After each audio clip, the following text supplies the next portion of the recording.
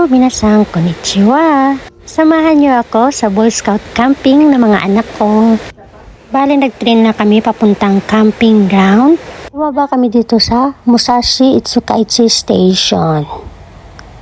Tapos, magbabas po kami papunta dun sa place kung saan kami magka-camping. Nakasakay na kami ng bus, saka grabe, ang ganda ng bus nila, napakalinis.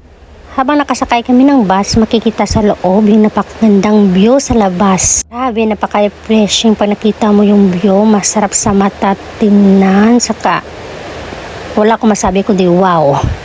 Sa wakas, nakarating na rin kami sa place na pupuntahan namin. Naglakad kami doon sa kabilang street kasi nandun yung leader na naghihintay sa amin. Bale, nandito kami sa Kitaakigawa. Akala namin maglalakad lang kami papunta doon sa place. Buti na lang may sasakyan na maghahatid sa amin. Sa wakas, nakarating na rin kami sa place kung saan kami mag-stay dito sa camping ground. Pagdating mismo sa place, nag-umpisa kaagad yung ceremony ng mga Cub Scout. Dito pala kami magstay sa bungalow na to. Bali, maliit lang siya. Pero sa loob is may CR ng kasama sa maliit na kitchen. Saka sa tatami kami matutulog. Ito pala yung sa labas ng bungalow namin. Maliit na table saka upuan. Tapos nag-assemble na rin kami ng isang tent kung saan matutulog yung leader namin. Pero nauna na dyang magpasawa yung dalawang batang makukulit. O parang nag-i-enjoy talaga sila ng sobrang-sobra. Mas lalo sila nag-enjoy nang makakita sila ng condor crab dito mismo sa taas ng bundok. Bali, hinanda na ng mga Boy Scout yung lunch na kakainin namin na nagasomen. Super nag-enjoy sila sa nagasomen lunch party nila. Pagkatapos ng kainan, syempre, doon na tayo sa hugasan ng plato. Walang problema sa hugasan ng plato, expert ako dyan. Dito sa place na to, nag-stay yung mga leader at dito rin sila nagluluto para sa kakainin namin everyday. Pagkatapos ng kainan, naglaro na sila. Naku, hindi sila napapagod. Grabe yung energy. Pag Boy Scout camping kasi, nakaskin na yung buong araw nila kung ano yung gagawin at meron na silang event.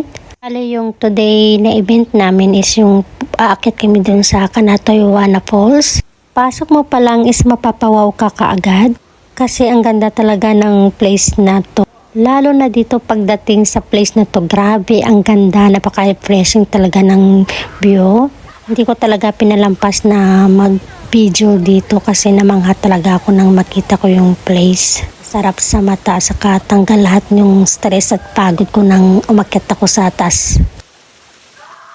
Naku, yung bunso ko is super enjoy. Ayaw na magpaawat. Yan, naligo na siya. O basa na lahat ng damit niya, pati sapatos niya. Saka umakyat pa ako dito sa taas para makita ko talaga kung gaano kaganda yung place na to. Ay naku, super love this place talaga. Grabe. Wala na akong masabi. Basta grabe. Gustong gusto ko yung place na to. Punta kayo dito o mag-camping kayo dito pag may time kayo. Sa recommendable talaga na ang ganda dito. Promise. D1 pa lang yan, pero grabe nag-enjoy ako ng sobra, saka nagustuhan ko yung place. Sana kayo nagustuhan nyo rin yung video ko. At sana nagustuhan nyo rin yung anak ko na naglabana. Damit niya sa sobrang kulit. O yan, sana kasi siya. Kaya nilaban niya na yung sarili niyang damit. Dito pala kami dumaan sa tunnel na to. Grabe, nakakatakot ang dilim. Akala mo na sa train o busan ka o kaya di kaya sa zombie. Pagbalik namin sa room namin, gumawa yung dalawang bata ng popsicle. Pagdating ng 3 o'clock is Japanese time, is merienda time or oyatsu ni jikan. Pagkatapos kumain, o yan, ugas-ugas na o. Sipag pala ng anak ko. Bali, ito pala yung CR. Petso na CR or yung public CR dito sa campsite. Tapos 6 p.m. is nag-dinner na kami. Yung dinner namin is sa itami sa natirang somen kanina. Matapos namin kumain, umakyat kami dito sa taas ng bundok para mag-stargazing. Kita yung mga star dito sa video ko kasi madilim. Pero napakaganda ng sinag ng buwan. Ang ganda ng view na to kasi makikita yung buong ilaw ng city ng Tokyo. Sana po nag-enjoy kayo. Thank you for watching. Mata ni Johnny.